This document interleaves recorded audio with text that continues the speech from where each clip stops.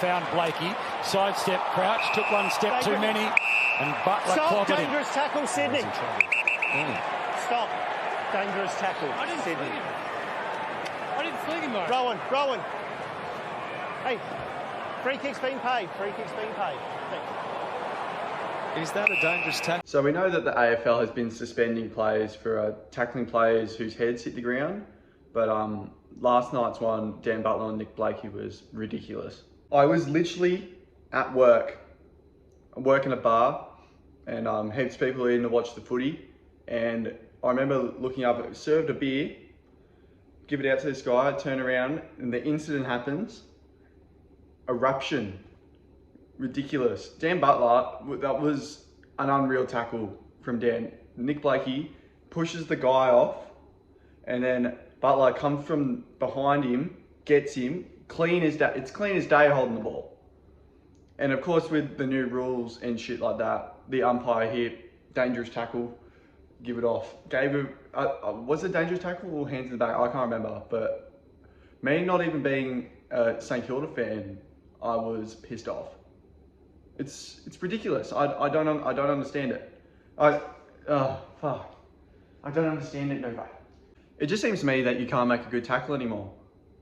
That's just the point that we've gotten to. It's Dan Butler came in from the back, got in, great tackle. A bit like, yeah, the head went in because of the momentum that Dan Butler had hit him from. But you can't do that because you're brought up in the AFL. You get told how to tackle. That's the exact way that you want to tackle someone. And now because there's all these concussion issues going on in the AFL, that they've all gotten a bit scared, and the politics have gotten in, and now we're just not allowed to. You're not allowed to tackle someone anymore. And John Longmire said after the game in the press conference, Blakey passed his HIA. And I'm pretty sure the AFL has already written out a suspension for Butler for a week for it. He didn't get hurt. It doesn't make sense. You suspend someone if the player gets hurt. He didn't get hurt. He was fine. He got a little knock to the head, and they did the review and the assessment, and he was fine. Nick Blakey was clean today. He went out and played the rest of the game and was fine. And poor Dan Butler is going to have to miss next week because of someone that is fine that he tackled. Beggars belief. And obviously they've been doing this all year, the AFL, with the head assessments and everything like that. Which the HIA, it's great. It's good because it gives them the opportunity to be able to test out their players with their concussion protocols. And it's really important, obviously, because of all the politics in the AFL at the moment, where there's people suing the AFL for the situations in where they've been concussed multiple times. And because particularly 10 years ago, no one was thinking about concussions. You got hit, you got knocked out. 10 years ago, you'd still go back out and play, and you'd have no idea what you're doing, which is horrible. It's terrible, and it's better to where it's gotten now. But I just think there's a fine line with suspending someone for who they actually concuss and someone who gets a head knock and is fine and he still gets suspended anyway. And I've got a couple of examples for you of incidents where a player has been fine and have still been suspended. So Brad Close on Jordan Dawson. Close gets Jordan Dawson, tackles him, and they fall that way. And Dawson falls face first in, yes. But he passes his HIA, he's fine. Brad Close still gets a week. Taylor Adams on Seb Ross in Gallagher. Taylor Adams spins him around where there's about 3 Collingwood players trying to tackle him. And they just include Taylor Adams as the one that gets suspended for it because he's the one that had the driving motion for it. Seb Ross is fine. Taylor Adams misses Anzac Day. Tyler Brockman on Brendan Walker. This is probably the worst one that when I was doing my research that I saw. But Brendan Walker was down for 5 seconds, got up, still took the kick, played the rest of the game. Brockman still got a week. And probably the most talked about one this year, or probably not most talked about, but one of them, was on Easter Monday when Will Day drove Brad Close in the ground face first and got 2 weeks.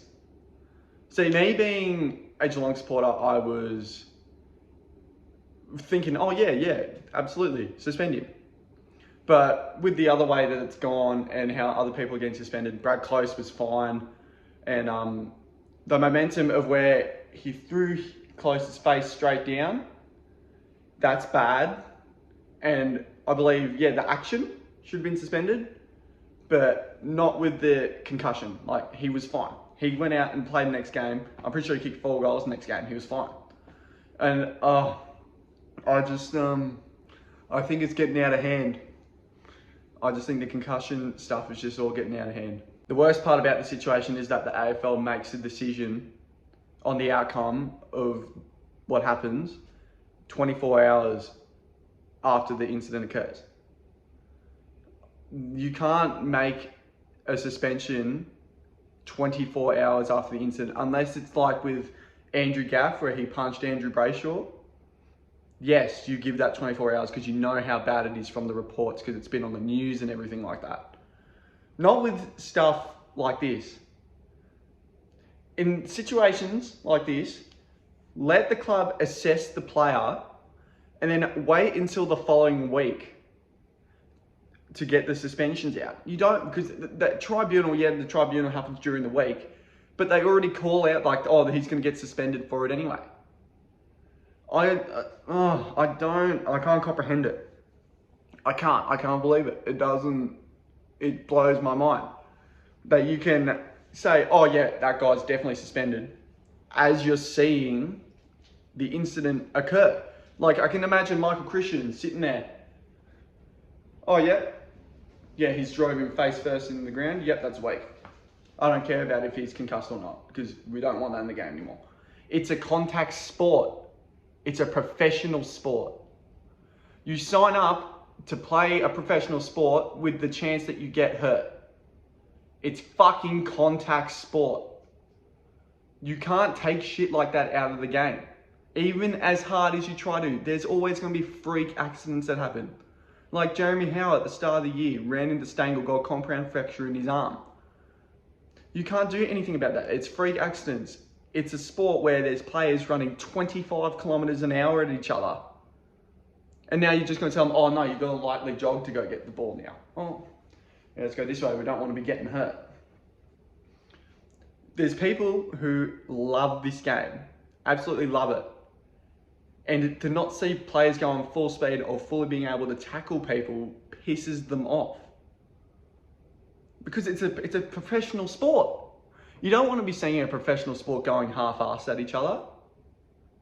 Like, tell me right now, let's say you're not allowed to tackle in the AFL anymore. How many people are still going to watch the game? Like, none. Because there's so many components to AFL which make the game great. And it's a mix of all of them which make it great. You take out tackling, you're just going to be seeing people go, oh, tip, like you're playing when you're fucking in primary school. Oh, yeah, tip, you're now in. You're going to get touched and it's going to be holding the ball.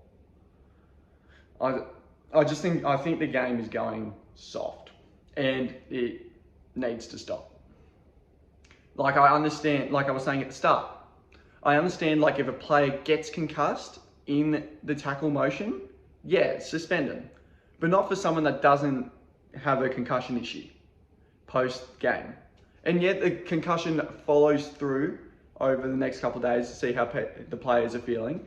That makes it more of a reason to actually call it after, later in the week, after the round is over. Not make sure that they're getting suspended on that night. Because how do you think a player feels like that, where they make a tackle like that and they know they're going to get suspended?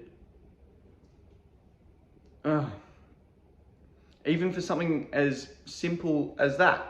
Dan Butler made a good tackle, should have been holding the ball, but obviously because everyone is worried about everyone's feelings now, that he's going to get suspended for. I think it's stupid. I think the world is going soft and the sport's going soft. All right, goodbye.